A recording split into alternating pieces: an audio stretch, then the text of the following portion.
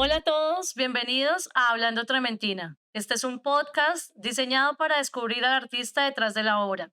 Hoy en Pintando a los Artistas con el gran actor, director y productor de cine y televisión, maestro en artes escénicas y artista plástico colombiano, Jorge Camargo.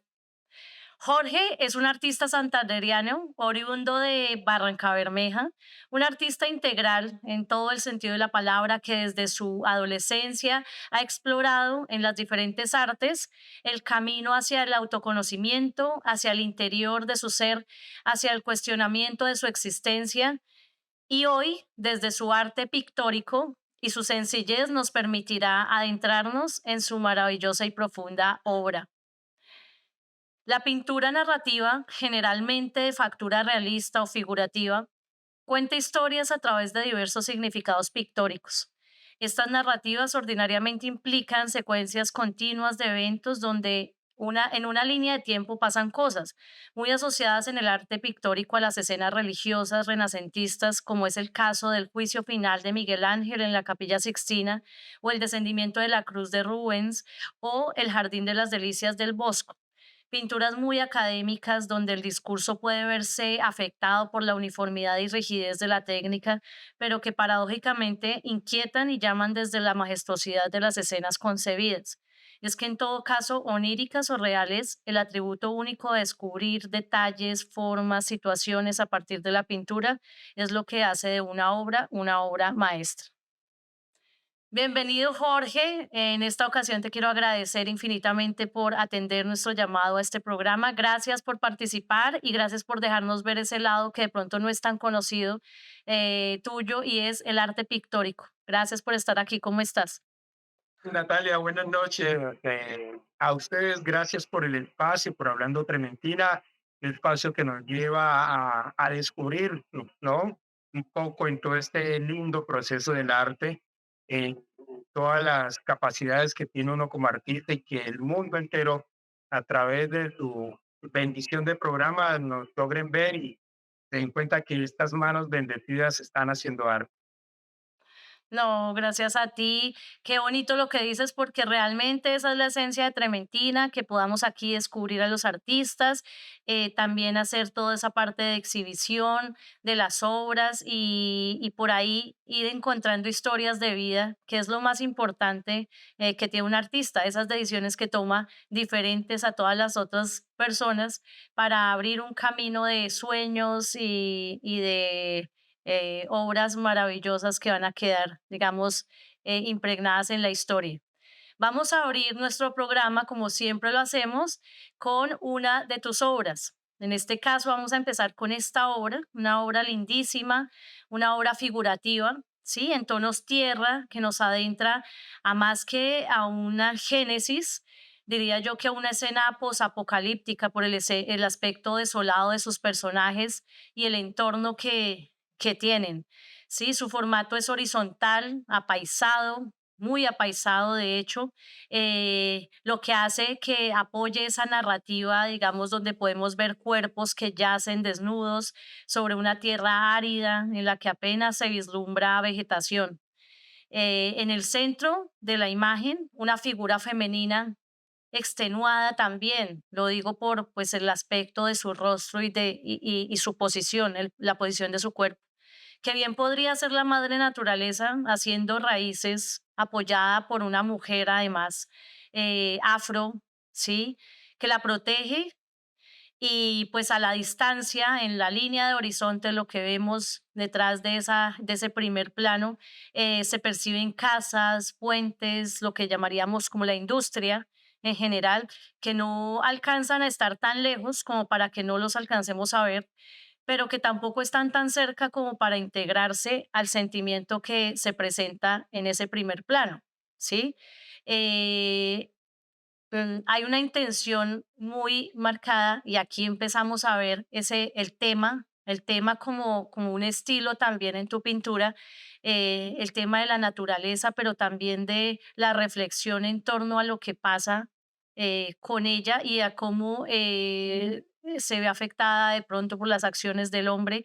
Es una pintura que es muy simbólica también Cuéntanos un poco cómo llegas a esta representación. Bueno, Natalia, esa obra se llama El Paso Uno. Iba a tener un hermanito, pero está en proceso. El paso uno habla del desplazamiento, de ese éxodo que tenemos las humanidades a través de toda la historia, por conflictos sociales, por guerras, por todo lo que se nos pueda ocurrir, por desastres. ¿Cómo vamos huyendo de espacios, pero también vamos llegando a esos otros abismos, ¿no? Es como cómo estamos de alguna u otra manera encerrados, estamos en medio de cosas que nos cohíben, que nos prohíben, que nos detienen. Este es un grupo de personas que al fondo, en esos puentes y esas casas destruidas que están atrás, eh, ahí es una especie de dragones que vienen comiéndose las montañas y los pueblos. Eso está representando pues la guerra, eh, los desplazamientos, el maltrato, el abuso, en fin, todo lo que conlleva al hecho de tener que irse de ese espacio donde estamos. Y las personas salen de sus casas llenas de miedo y salen desnudas porque no alcanzan ni a vestirse del terror que viene produciendo toda esta guerra. Salen huyendo por esos caminos que se ven allá al fondo y vienen corriendo y abatidos llegan a un espacio de un abismo que no les permite seguir. Entonces es un poco como el reflejo del campesino que sale de su hábitat, llega a una capital como Bogotá, un ejemplo, y encuentra un abismo mucho peor y mucho más difícil del que tenía también en su territorio. Bueno, cuando llegan al abismo, pues se confrontan a entender que no tienen escapatoria. Entonces es una pintura muy dramática. Mis personajes son, por el tema de la escénica que vive en mí también, son personajes que están listos para la acción, son actores que están representando la escena. Sí, siempre son como el comienzo de una película, el comienzo del rodaje de una escena, y están ahí. Llegaron ahí y se encontraron en ese punto exacto donde no tuvieron para dónde más correr.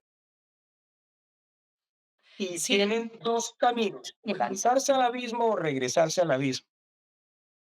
la obra es muy Es dramática, como tú lo dices, es realmente sí toca las fibras, porque además la paleta que tú escogiste, los tonos que escogiste, pues resultan, pese a que son tonos cálidos, pues resultan armando una diégesis o un entorno muy desolador. ¿Sí? Eso que tú dices de el vacío lo dejas justo ahí al borde de lo que uno quisiera ver. ¿Qué más pasa ahí? ¿Sí? Pero lo que tú dices, pues es que ahí ya no pasa más o no quisiéramos ver lo que pasa. Es esa expectativa, ¿sí? Desde además desde la decisión de no solo el formato, lo que te digo, que es ampliar el entorno y mostrarnos, darnos más información, sino además dejar justo al límite inferior de la obra, pues ese continuará, que en la realidad, digamos, de la intención, pues es básicamente el fin, ¿sí? Un fin sugerido ahí. y finalmente sí es una escena muy apocalíptica, porque es el comienzo y el final, ¿sí? Es el comienzo y el final de la historia de esos personajes, pero cuando llegan a ese abismo, que es el final o es el nuevo comenzar, también podría ser, ¿no? Si logran atravesar ese abismo, seguramente pueden conseguir una nueva vida. La pregunta es, ¿hasta dónde somos capaces de dar ese paso? Que se llama el paso uno. ¿Hasta dónde somos capaces de dar ese paso para poder trascender también en ese éxodo en el que nos encontramos? Y en general la humanidad, ¿no? Todos estamos en un éxodo, estamos moviéndonos siempre a buscar las cosas que nos apañen, que nos pertenecen. Hay una yo hacía una introducción con respecto a la pintura narrativa, porque esta pintura particularmente tiene ese estilo, ¿sí? Digamos que en la modernidad, la narrativa en el arte pictórico pues se fue desvaneciendo un poco y llegaron, digamos que otros estilos, ¿sí? Pero encontrar la narrativa aún en la pintura no es tan común en este momento de la vida. Y aquí, pues lo que haces es que básicamente, e incluso, pues lo que tú dices es el paso uno. Es decir, esto podría ser una serie o un tríptico o la primera imagen de muchas que vamos a ver, ¿sí? Que van a estar contando esa historia y tal vez ese éxodo contado desde otros puntos de vista o lo que tú dices, no sabemos si es el comienzo o el fin, ¿sí? Si nos pusiéramos a ver esta obra desde el punto de vista de lo posapocalíptico, es decir, después de que ha pasado y ha arrasado una guerra o una hambruna o bueno, todo lo que nos pasa actualmente, porque además es una pintura que no tiene, digamos que eh, no es una imagen muy actual, pero que habla de la actualidad, ¿sí? Entonces logras también generalizar mucho eso y llevarnos, digamos, volverla un poco atemporal y hablar de pronto de lo que puede pasar no solo entre el éxodo de las personas, sino entre el tema de la naturaleza, el cambio climático. Yo la relacioné mucho con eso, tal vez también por los tonos tierra y porque a mí, de una u otra manera, esos cuerpos que están ahí, que tú dices como actuando, me sugiere también como una especie de árboles o de troncos, más bien, de esas raíces que van surgiendo ahí de la tierra. Pero si lo lleváramos al caso personal, ¿sí? De Jorge Camargo, tal vez has tenido que vivir alguna situación de este estilo, pues para tener llegar a esas reflexiones, yo creo que uno debe permearse de eso y tocarlo de frente.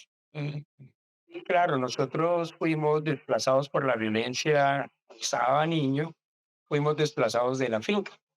Nosotros teníamos una finca en San Vicente del Chucurí con mi papá, allá vivíamos mi papá, mi mamá y mis dos otros hermanos, los más pequeñitos, porque los mayores ya estaban en Barranca. Ujú. Cuando llega la violencia ya nos sacaron, nos desplazaron y pues el tema era amenaza de muerte, no querían que estuviéramos allá.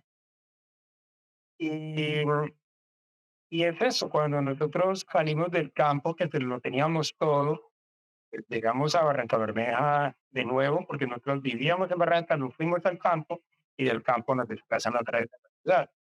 Entonces, aunque haber encontrado una vida maravillosa en el campo y que nos la hayan arrebatado fue muy doloroso.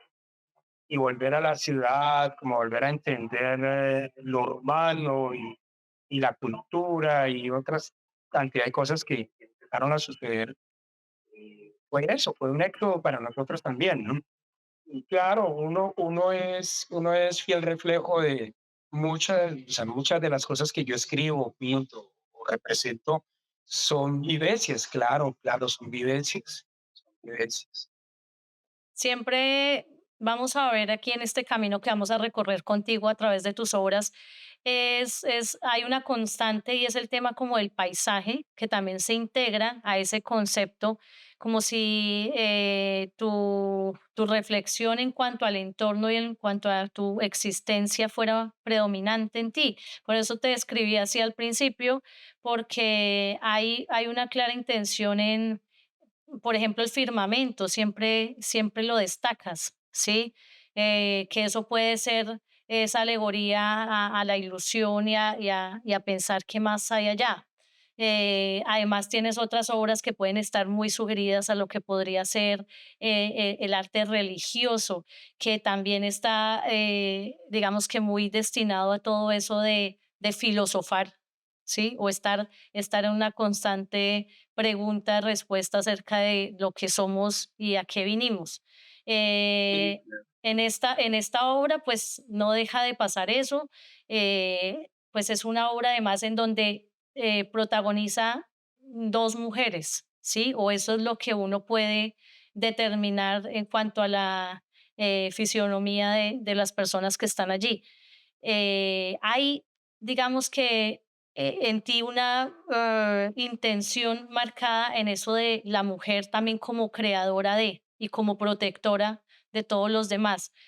¿Cómo es tu, digamos, tu relación con ese, el género, pues el género femenino? Claro, digamos que ahí la mujer, yo siempre planteo a la mujer como la luz del mundo, ¿no? Es una mujer anciana, es una mujer mayor, sí, y se desgarró sus ropas por frentear como ese camino de los que van atrás, ¿no? De los que vienen atrás, ella es la que viene abriendo el camino. Y es un niño, realmente para mí el concepto es un niño que está detrás de ella, que está llorando por lo que dejaron o por lo que está viendo que encontraron, ¿no? Porque está esa dualidad ahí. Y para mí la relación con la mujer, con el género, la mujer es la luz del mundo, la mujer es la que nos da la luz, que nos da, la que nos abre los caminos, ¿cierto? Enamorado eternamente de la mujer, claro, vengo de una mujer, entonces eso, mi relación con mi madre fue la que me hizo ser muy artista, ¿sí? Ella era la que desde niño me decía: "Hágale, mijito, hágale, que algún día las personas van a conocer sus obras, algún día el mundo va a reconocer sus obras, en lo que se dedique". Entonces, mi relación con mi madre fue maravillosa, fue extraordinaria. Ella era artista, pero, pues, estaba creando 11 hijos, ¿a qué horas?, ¿no? Entonces, pues, su vida fue madre, esposa, y ella en mí vio también como la posibilidad de desfogar muchas cosas que ella tenía guardadas como artista. Fue una relación muy, muy bella con mi madre. Yo, siempre escribo sobre ella, siempre hablo de ella, siempre la referencio de alguna u otra manera en todas mis obras. Sí, eso se ve. De hecho, tú empiezas a hablar en adelante y hacer esa analogía con el nacimiento, ¿sí? Con la mujer siempre predominante en tu obra, el acompañamiento además es como el centro, sí, lo que tú dices, la luz, siempre la pones en un lugar protagónico.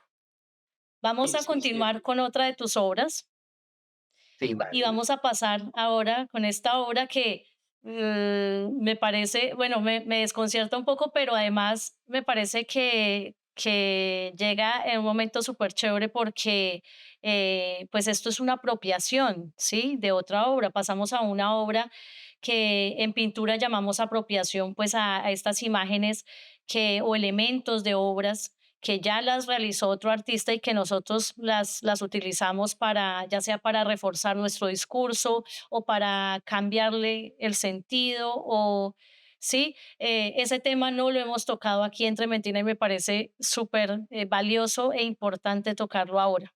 En esta obra, pues vemos una apropiación de una obra de Frangélico, ¿sí? Una obra muy famosa del Renacimiento, de un pintor italiano de 1430 llamada La Anunciación, una obra en temple sobre madera, a lo que llamamos fresco, que también es como esa pintura que se daba, que se mezclaba un poco con el yeso que tenía la pared. Entonces casi que era esa pintura que quedaba ahí perpetua, o se cae primero la pared o se cae la pared con la pintura, pero era darle ese sentido. Pero además, pues obviamente está el sentido religioso de la anunciación, ¿sí? De toda esta carga histórica, además, y pues espiritual que trae esta obra. Tú decides hacer esta apropiación. La obra de Frangélico tiene otra parte que no aparece en esta, que es toda la parte de la creación y el tema de Adán y Eva, ¿sí? Y del pecado. Ujú. Y tú decides coger esta parte. Cuéntanos cómo fue tu paso por o tu camino para llegar a esta obra. Bueno, es curioso porque esta obra fue un encargo, Ujú, ¿sí? Y fue un encargo en un momento donde yo estaba en una transición espiritual en mi vida. Sí. Fue muy bonito cuando mi cliente, la doctora Leida, ella me dice: "Jorge, quiero una obra religiosa, quiero esta imagen". Em, yo miro la imagen y yo le pero me gustaría que fuera solo la anunciación, para no meternos con el tema de la creación y el pecado, ¿no? Ujú. Pero esto me parece lindo, que sea solo la anunciación. Pues, en esa época estaba leyendo Caballo de Troya, bueno, andaba con los extraterrestres en la cabeza. Entonces, fue muy bonito que llegara la anunciación porque, pues, yo soy de los que siempre he creído que los ángeles son de afuera y, pues, son extraterrestres, ¿no? Ujú. Y yo tomo este espacio porque sigue siendo eso mismo que yo hago, y son 2 actores que están listos para la acción. La escena es completamente escénica, es dramática. Viene él, llega el rayo de luz, que se supone viene del pecado, porque además en la obra original el rayo de luz viene del pecado y atraviesa a María, Sí. ¿sí? En la obra original, yo quito eso para que sea completamente el tema de la anunciación. El arcángel Gabriel, bueno, entonces en las figuras de los rostros, yo interpreto una nueva forma de rostro, ¿sí? Sin desvincularme de la obra original y aplico un poco unos personajes un poco más pleyadinos, ¿no? Que fueran un poco más de fuera de la tierra. Ujú. Cuando termino la obra, yo dije: "Ay, ¿cómo le va a gustar a mi cliente la obra?", porque interviene mucho desde mi sentir, porque es que es muy Sí, difícil, eso. así sea un encargo, uno no ponerle, pues, las cosas que van naciendo y se van produciendo en el momento de la creación. Y viene y la obra habla de la creación, y habla del pecado original, y habla de la anunciación. O sea, esa obra tiene un recorrido espiritual muy fuerte. Ya esta obra tiene que hacer. Tengo que hacer. Finalmente, ella quedó muy contenta, quedó muy feliz con la pieza. Yo la hice en el tamaño original, el la original, es 1,49 por 1,50, si no estoy mal, el tamaño original, en eso la hice, es una pieza grandísima. Eh, y a mí me gusta mucho la pintura renacentista por el tema arquitectónico. Ujú. Y aquí le dije eso que siempre me gusta, el poquito de paisaje aquí al lado del arcángel Gabriel, ahí está el paisaje siempre. Yo siempre una florecita, una hoja, no dejo escaparla de una de mis piezas, porque yo me crié en el campo, entonces uno viene como con toda esos olores a ese árbol de mango, a la guayaba, plátano, y siempre están ahí rondando esos olores dentro de mis obras. Y siendo una pintura tan renacentista, pues meterle un poquito de lo nacional me pareció bonito. Y realmente está muy bien lograda desde la técnica, ¿sí? Lo que hablamos de la apropiación, tuvimos un artista aquí, Carlos Aguirre, que nos hacía, nos dejó una frase que me gustó mucho de David Mansur y es, no todo es posible en todo tiempo, ¿sí? Y tal vez esta obra tenía que llegar a tu vida de una u otra manera. Podríamos decir, bueno, desde lo religioso, lo espiritual no sabemos, eh, o no hemos ahondado en ese tema contigo, pero llegó como un encargo, ¿sí? Y hágame esta obra. Eh, Hay personas que pueden tomar eso como en la pintura a veces como la copia, por ejemplo, ¿sí? Que está muy mal llamado copia, porque es que desde que lo haga una mano diferente, pues ¿cómo podría ser una copia? Muy Sí, complicado claro. para hablar de copia en la pintura, ¿sí? Si bien esto lo escuchaba hace poco de Salvador Dalí en una de esas entrevistas, que él era muy reverente además, y decía como, es que no se puede copiar porque es que si usted hace una imagen, si la hace un Velázquez, pues va a salir un Velázquez, y si la hace Jorge Camargo, pues va a salir un Camargo, ¿sí? Independientemente de si están referenciados por la misma imagen.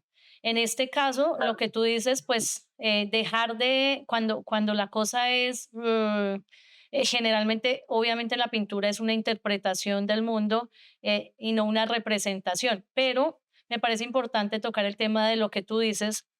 Desde las artes escénicas, tú tienes siempre el punto de vista de están actuando y cómo los pongo en escena, ¿sí? A ese Sí, diálogo, en ese discurso.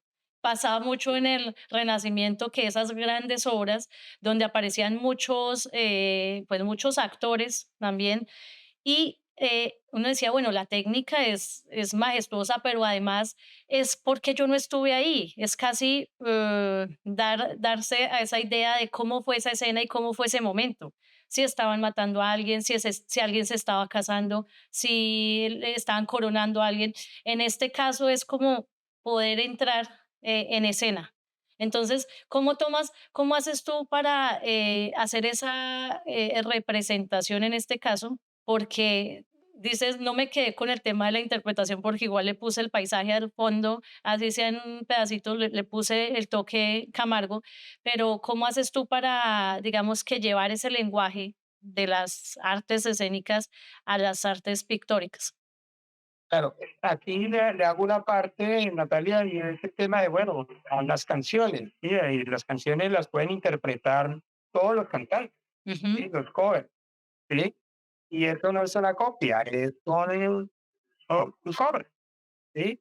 Y hay interpretaciones muy buenas y hay interpretaciones muy malas de la misma canción. Y en la pintura es un poco más delicado el tema, que pues todo mundo en la pintura, los artistas pelamos porque no nos copien, ¿sí? Pero mira que, pues hablándolo en esos términos, pero cuando uno logra interpretar una obra como esta de la Anunciación, descubre uno como artista tantas cosas maravillosas de lo que planteó Angelo allá en su época, ¿sí?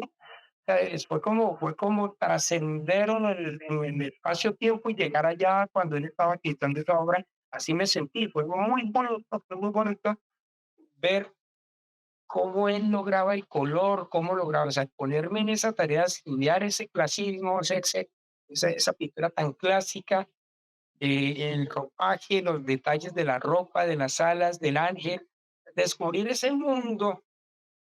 Entonces, yo considero que la interpretación no está mala, no es reinterpretar, es interpretar la obra desde una óptica diferente y es muy válido porque el artista ahí descubre muchas cosas que le sirven para su trabajo. Y a la pregunta que me hacías, que me desvió bastante, es yo cuando voy a pintar un cuadro, yo pensé en los dos personajes de la obra original y es cómo los voy a dirigir. Siempre pienso es cómo voy a dirigir estos personajes, como si los fuera a dirigir en la vida real como dos actores. Pienso, bueno, ¿cómo los voy a dirigir para esta escena que me queden en la escena que yo quiero? Ese es un poco el ejercicio que yo hago referente a cómo logro interpretar el clásico en esta interpretación moderna. Y pues es una canción nueva. Les ha gustado mucho y las personas que la han visto se han enamorado de la pintura y ahora muchos quieren que les haga interpretaciones de pinturas clásicas, que me parece un ejercicio súper válido. Es que a veces no me queda es tiempo, pero sí, sí es muy bonito el hecho de lograr vincularse con ese tiempo-espacio del Renacimiento y ver cómo estos artistas lograban eh, esa majestuosidad en estas pinturas. Es eso.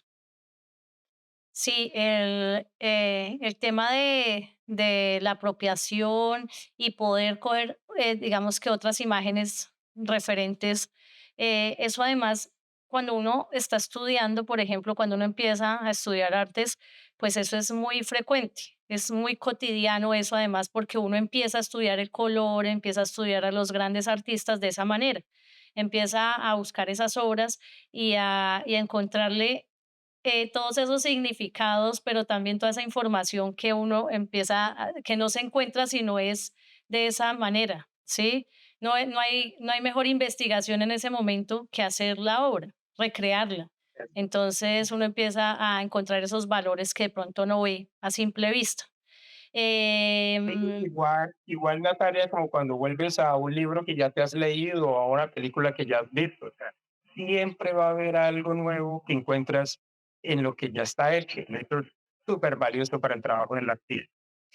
Sí, totalmente, totalmente de acuerdo, eso es verdad. Y lo que tú dices, el sello, mira, si más personas han estado interesadas en que tú puedas recrear otras obras de pronto, es porque de una u otra manera también conecta la pintura que tú haces, ¿sí? Es que está la mano ahí, está el trazo ahí, eso no es fortuito. eh, Muchas personas, obviamente, de hecho, la gran mayoría de personas que de pronto no han estudiado mucho las artes pictóricas o las artes visuales, pues destacan mucho más una apertura, por ejemplo, figurativa, ¿sí? Que se parezca mucho al hiperrealismo, por ejemplo, frente a una abstracción, por ejemplo. Entonces, como que desconociendo el lenguaje, pues no hay una forma de conectar, pero lo importante, en definitiva, es conectar, sea con el abstracto o con el realista o el hiperrealista. Vamos a ir con otra de tus obras. Y esta obra, pues, hace referencia, mira, otra vez, al nacimiento. Si nosotros nos ponemos a ver la primera obra, la que acabamos de ver y esta, todas tienen algo en común, además de, obviamente, de la pincelada y la forma de pintar, la forma de interpretar, es el tema, ¿sí? Y lo que tú decías, ha llegado, digamos, de una forma diferente la anterior obra a la primera, pero el tema del nacimiento, el tema de la mujer predominante, ¿sí? Y el tema como esa reflexión en torno a la vida misma, ¿sí? A quiénes somos. Tú me hablabas mucho de tu mamá, por ejemplo. Esta imagen, pues podría ser muy cercana a lo que es Jesús, José y María, pero finalmente esa historia está, pues, se puede traspolar a lo que uno quiera, a cualquier familia, ¿sí? En el caso de Claro. tu familia, por ejemplo, eh, ¿cómo llegas a esta obra para que te conecte, digamos, con el tema de tu nacimiento o de tu existencia? Mire, esta es la Sagrada Familia. Ujú, Casualmente el nombre es bien religioso, ¿no? Entonces, esta obra es de esas obras que uno siempre tiene como la deuda histórica de hacerla. eh, Era como una deuda que tenía conmigo para lograr un momento. Yo había pensado como en buscar algo de Miguel Ángel o algo. No, finalmente busqué una imagen lo más cercano a lo actual y llegué a este concepto de esta obra. Aquí hablo de la madre que es la que finalmente fortalece. Mira que ella sostiene al niño en los brazos y sostiene a José en sus hombros, ¿no? Y él mira al niño por encima del hombro de la madre. Es como ella está, siempre la madre está en medio de esos dos mundos, de los hijos, del esposo, del hogar, y cómo a través de su amor y de dar vida a las cosas, logra unificar la familia, la sagrada familia. Es un tema religioso, ¿no? Y, y ahí es donde yo me desprendo como a contar eso. Mamá muere hace 22 años, murió mamá. Entonces, fue muy doloroso. Esa era como la deuda que tenía, ¿no? Fue una deuda que tenía de contar ese amor que yo sentí eh, en, en este primer momento de mi vida, cuando mamá toca mi espalda y me levanta en sus bracitos, porque yo nací por partera, no por médico. ujú. Y aquí en Barranca era la señora, la partera era la señora Teresita, y ella era la que nos traía al mundo aquí a todos en el barrio. No íbamos a ningún hospital, ¿verdad? Y todas las mamás, los hijos nacíamos por partera. Entonces, todas, la señora Teresita, otra mamá que nos ayudaba a traer al mundo. Entonces, siempre la mujer rondando en ese amor por ponernos en este espacio y, como digo yo, este ser que camina por la tierra. Era como representar un poco todo eso. Y los padres están ahí, y los papás siempre están ahí, el padre es maravilloso. Yo me considero un padre bueno también, tengo 2 hijos, tengo una hija de 22 años y que nace a tiempito que mamá muere, y tengo un chico de 19 años, también son artistas maravillosos. Bueno, mi hijo está dibujando precioso, la niña está estudiando diseño de moda, eh, y, y es esta unión de cómo mostrar el amor, dónde está el amor, de dónde venimos. Más que el tema religioso es mostrar de dónde vienes, dónde naciste, de quién naciste, por favor.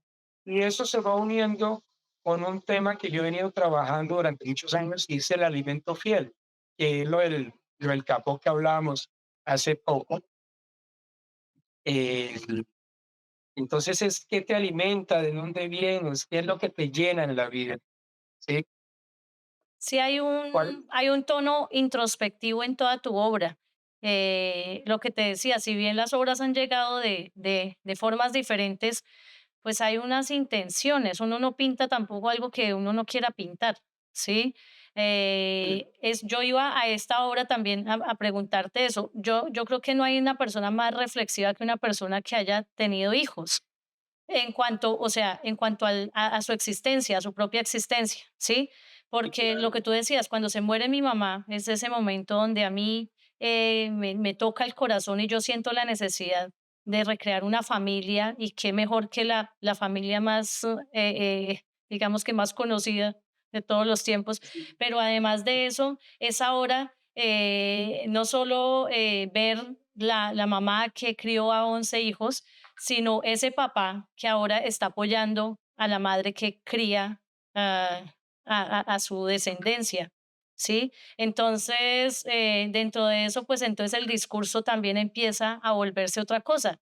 Tal vez lo que tú dices, el alimento. El alimento yo creo que es de las primeras, no solo responsabilidades, sino afanes en el momento de ya tener un hijo, ¿sí?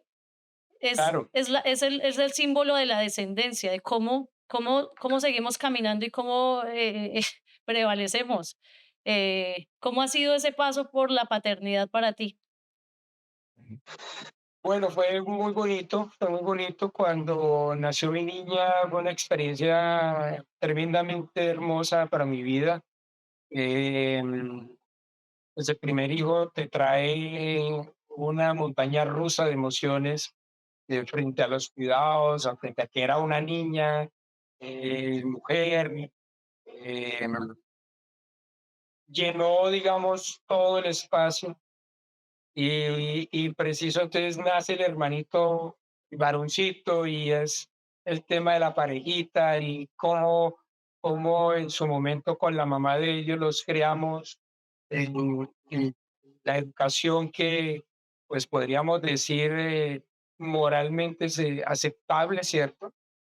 Para la sociedad, son buenos muchachos, estudian, trabajan, ellos son completamente independientes, reciben nuestras ayudas, pero ellos tienen sus vidas completamente independientes. Entonces es muy bonito ver que el trabajo que se hizo para ellos fue bonito, y les funcionó, les está funcionando para sus vidas.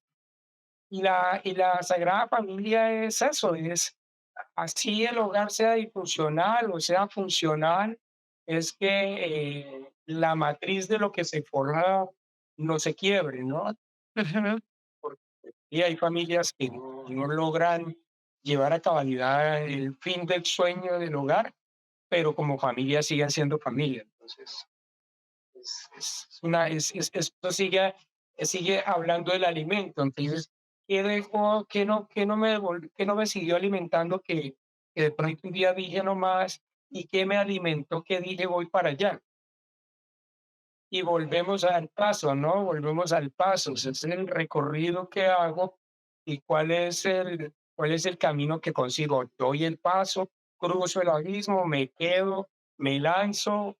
Es las transformaciones. Siempre estoy hablando de transformarse en la vida, de pensar que siempre hay algo más allá que no nos detiene, que nos siempre está la puerta abierta. Uno es el que se encarga de cerrarla. Cierto. Eso, con eso que dices del fruto, la mejor analogía para la concepción de un hijo es dar fruto, ¿sí? En esta obra, por ejemplo, decides una obra en la que además no hay paisaje, que es lo que habíamos visto antes, pero es que para ti el paisaje, o como me lo decías ahorita, era esas ganas de integrar las frutas de la finca o el campo donde naciste, lo que te recuerda a tu familia, pero aquí en sí misma la imagen del niño pues es el fruto, ¿sí? No es necesario el paisaje, incluso en la apropiación pues no es necesario el paisaje, ya el paisaje se torna de otra manera. Vamos a pasar a otra de tus obras. Sí, Y es esta imagen que además es muy poderosa, es también fantástica, ¿sí? Se sale un poco de esa, si bien es figurativa, empieza a ser un poco surrealista, ¿sí? El tema de no saber si estamos de día o de noche o incluso si estamos en esta dimensión o no en esta obra, me parece muy... eh, digamos que muy onírico el tema de ese camino, ¿sí? Infinito, en el que además va otra vez una mujer de la mano de lo que pueden ser dos niños, ¿sí? Además, pues busca en esa búsqueda como del hogar o de una casa en la que resplandece un árbol, que es como en lo que le da también vida a todo ese espacio.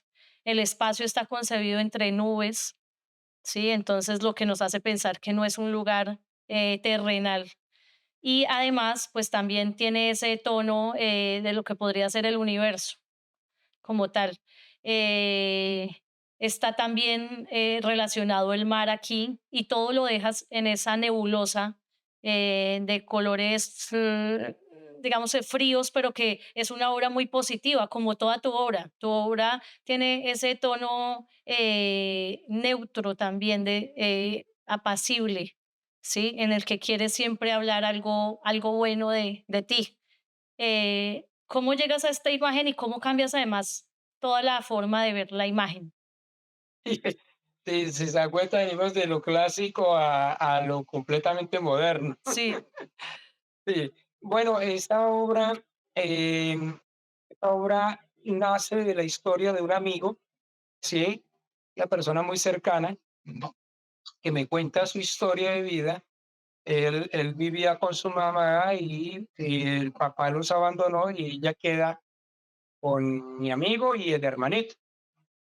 Entonces, él siempre soñó con darle una, ca- darle una casa a su mamá desde niño. Y ahí empieza a surgir un guión para construir esta pieza. Y era, ¿cómo planteo yo? Porque es esa unión entre lo terrenal, que es el camino en madera, Ujú, pero está lo onírico allá, lo fantasioso, que es de esta casa con ese árbol de vida. ¿Te das cuenta? El árbol es un árbol de la vida. ¿Cómo llega, cómo llegan a unirse todas estas energías de lo que es la madre cabeza de hogar, Federico, con sus 2 hijos, porque ella queda madre cabeza de hogar, y ella, como puede, lleva a sus hijos a un mejor mundo. Es ese planteamiento que hay de las madres cabeza de hogar, que yo siempre, eh, defiendo porque son muy berracas, ¿entiendes? Sacar hijos adelante solas, es un acto de bondad, de amor y y de fe. Entonces, la mamá logra en el sueño de su hijo llevarlos a un mejor mundo. Ujú. Y es ese mundo, es ese árbol, pero si te das cuenta, llegar allá es difícil, ¿no? O sea, no está fácil, pero tampoco está difícil. Yo siempre manejo la dualidad en el límite, Ujú, porque si ves, el árbol está como en primer plano, casi que la familia no se nota, es muy minimalista la familia, pero uno sabe que hay una familia que va para allá.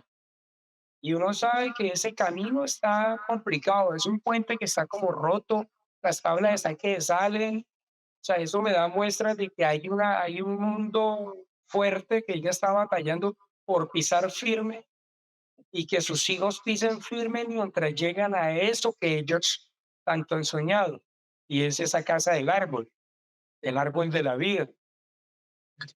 Pero no siendo conforme con el hecho de que ella logre el sueño de llegar a ese mundo, es que lo transforma en un mundo universal.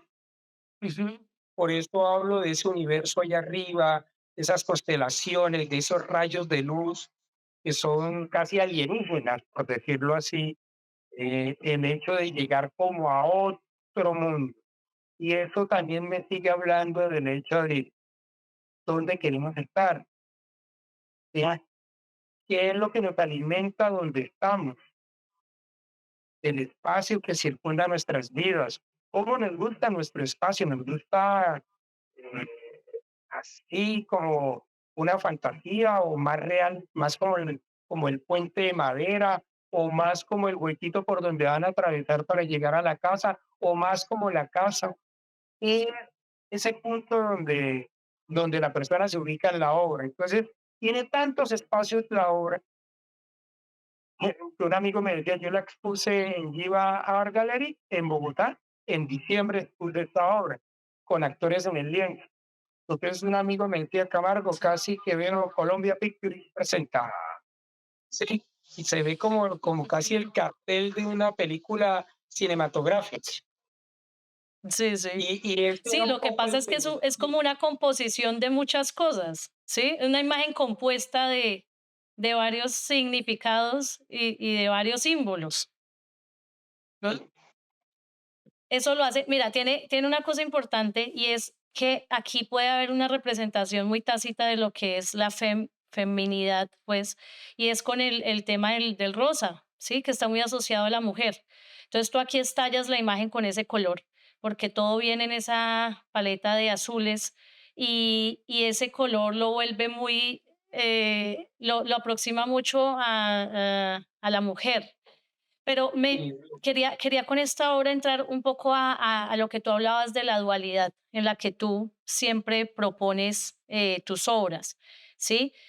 Si bien sabemos ya que tú te mueves en diferentes artes, ¿sí? En las artes escénicas y en las artes pictóricas también desde muy pequeño, o sea, ha sido un camino que has ido llevando que también, como lo decíamos ahorita, cuando no estábamos al aire y era como eh, pasa algo en el arte pictórico y es que es mucho más introspectivo, mucho más también cerrado, ¿sí? No es tan expuesto, los artistas visuales no son tan expuestos, ¿sí? Al público.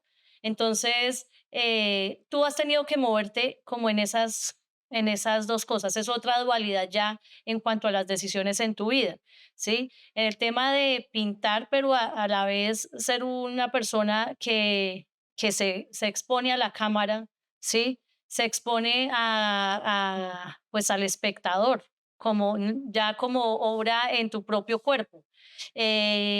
¿Tú eres consciente de pronto de que esa actitud, esas decisiones que has tomado, pues representan en tu obra todo ese camino que ahora pones aquí y que empieza a formar nuevas imágenes, que es lo que de pronto te sugería tu amigo? Esto podría ser el póster de una película, ¿sí? Eh, pero a su vez es que es una pintura y se representa en sí misma.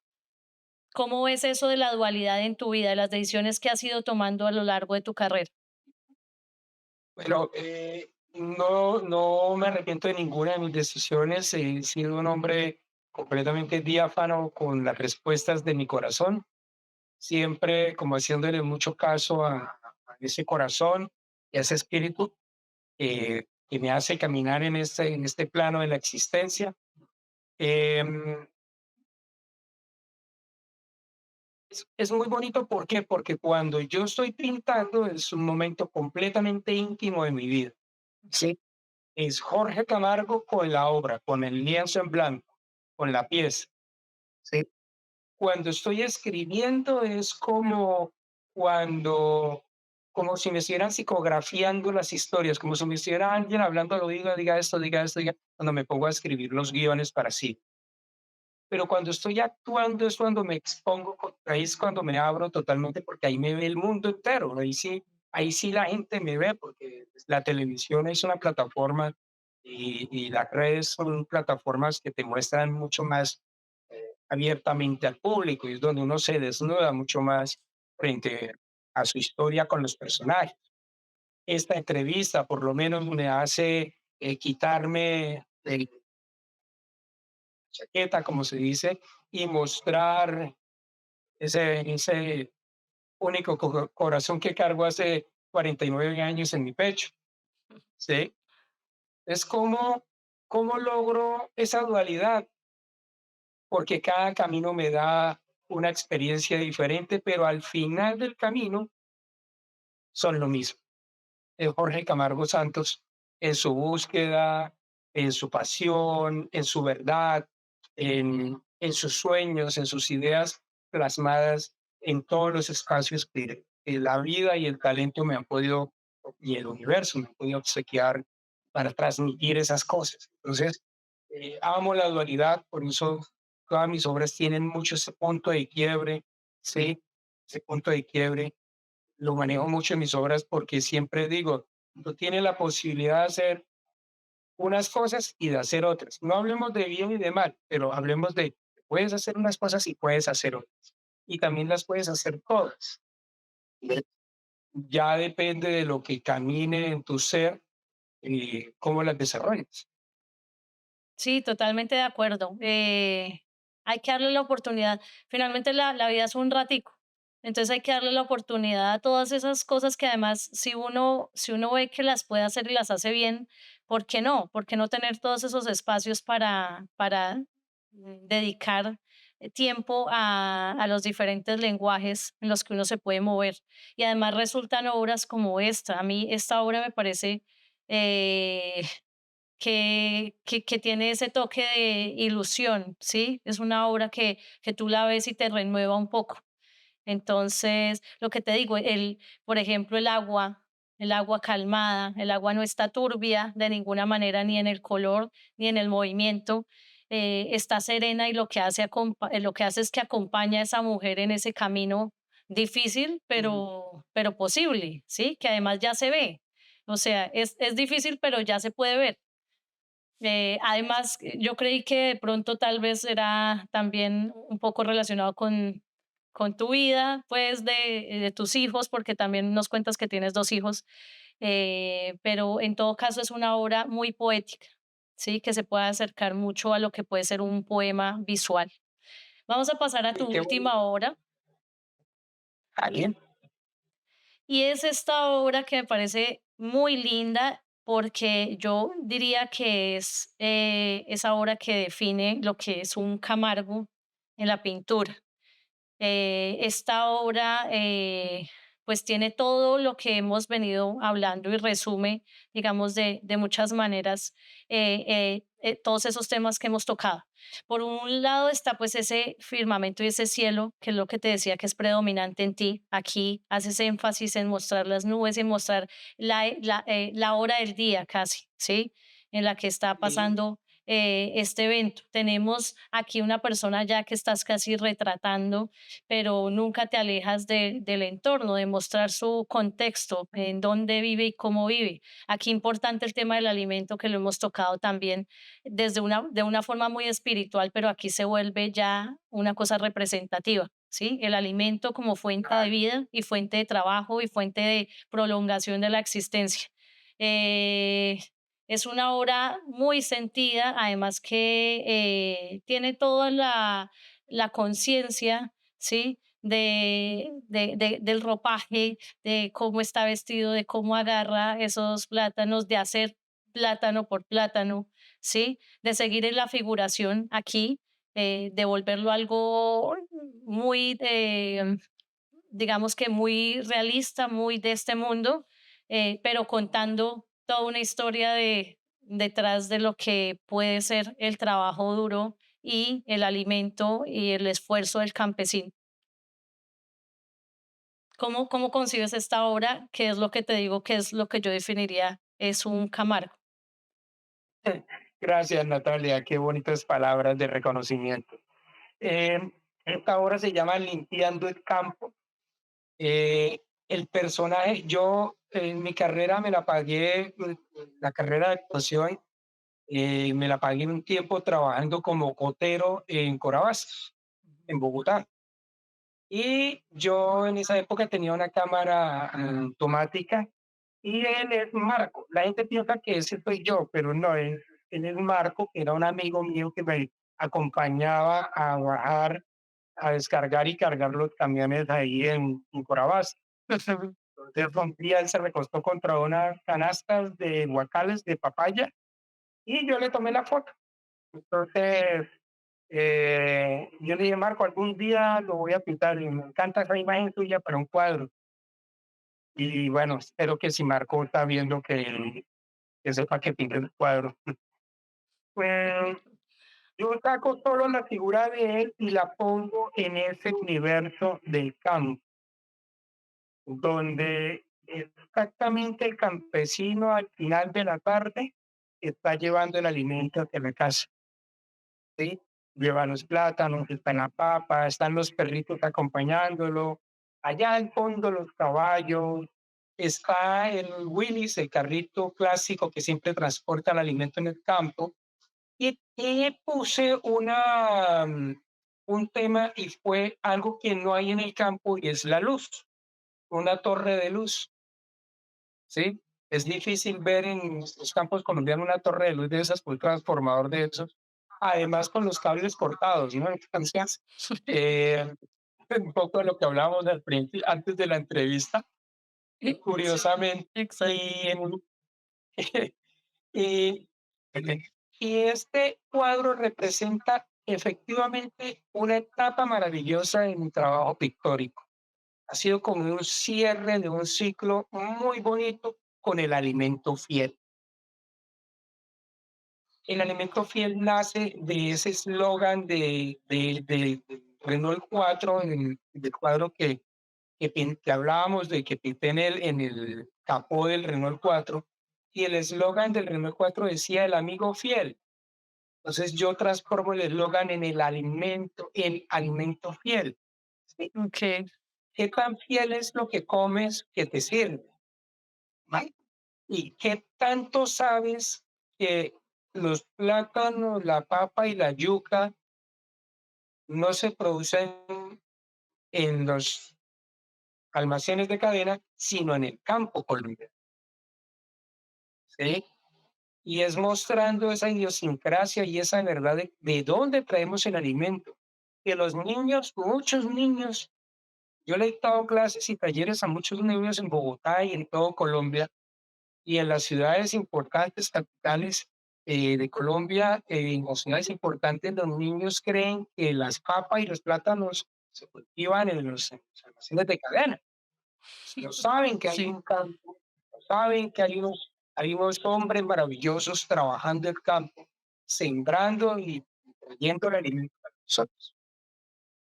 Eh, esta obra es representativa y habla de eso, de que tenemos que visualizar, así como ustedes ahorita están visualizando mi obra, esta obra visualiza ese espacio de allá del campesino. ¿Qué necesita el campesino para poder seguir trayendo nuestros alimentos?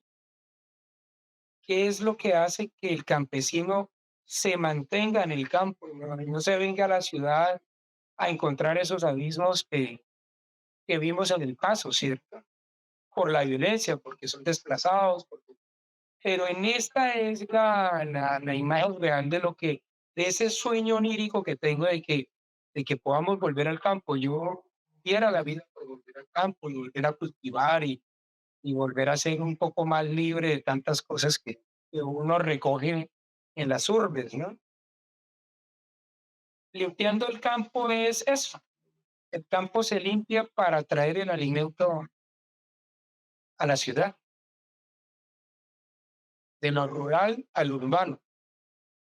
Y me gusta mucho el tema con el que además empezamos o estuvimos en la segunda obra, que era el tema de la apropiación. Tú vas y te remites al Renault 4, ¿sí? Esa es otra forma de apropiación, por ejemplo. Lo que decimos que es que hablar de copia es un término que es que no cabe en la pintura porque, pues porque cómo puede ser una copia si dos artistas diferentes lo hicieron, dos cabezas Sí, diferentes, dos manos diferentes, es absurdo hablar de copia, pero la apropiación es eso, entonces tú traes no solo el eslogan de Renault, sino además el tema del carrito, ¿no? Y el carro, entonces empiezas, tienes el capó de un Renault 4 en el que pintas también estos plátanos, cocos, otro tipo de alimentos como ese Renault 4 que es el que vende merengón, pero el que también está lleno de frutas un domingo en un barrio popular de cualquier ciudad. A mí me parece muy chévere lo que haces aquí, además de el tema de la luz. Genial, porque sí, en los pueblos eso toca así. No sabe uno cuándo hay luz y cuándo hay agua, pero hay, se supone que hay, y uno, y uno está seguro de que en algún momento del día va a haber. Pero el alimento sí es una constante. De hecho, sí, pese a que en las ciudades no se sabe de dónde viene, a veces no se sabe es porque no se reconoce, ¿sí? El hecho no es saber que se siembra, sino que se pueda reconocer eso y que uno pueda alimentarse mejor de eso que de otras cosas, tal vez procesadas, por ejemplo. En este caso, pues a mí me parece que es la obra de las que tenemos aquí tuyas, pues la obra más sentida. Digo Camargo, no sé si tú las firmas con Camargo o con el apellido de tu mamá o Santos, como me decías ahorita, pero realmente es la sensibilidad, el punto de vista sensible, ¿sí? Un ojo agudo hacia ese tipo de temáticas, hacia ese tipo de personas, de motivaciones también. Tú dices que tú no te retrataste ahí, pero es que también el retrato no necesariamente es la cara de uno, ¿sí? De una u otra manera puede ser un retrato tuyo, ¿sí? Desde el claro, momento en el que estabas, porque además tú adaptaste la foto a que fuera en el espacio donde tú naciste y donde tú vivías. Entonces, de una u otra manera es escoger a mi amigo, venga y hágase aquí, o yo qué sé, o venga, yo le tomo esa foto, pero sin querer queriendo, venga y lo incluyo en mi mundo, ¿sí? sí, Desde ahí podría ser un autorretrato, ese sueño que tienes también de volver, ¿sí? sí, sí, claro, claro, totalmente de acuerdo, Natalia. Y dirigí el personaje, si te das cuenta, estoy como director de marco dentro de la pieza. Le dije, venga, interpréteme a Jorge Camargo dentro de mi espacio. Exacto, exacto. Es otro actor. Mira que es otro Es otro actor actor. en esta escena. Eh, Tú dices que naciste en el campo y tuviste esa fortuna y quisieras volver allá. O sea, es el sueño volver allá. Además, porque seguramente el recuerdo de tu mamá. No nos has hablado mucho de tu papá.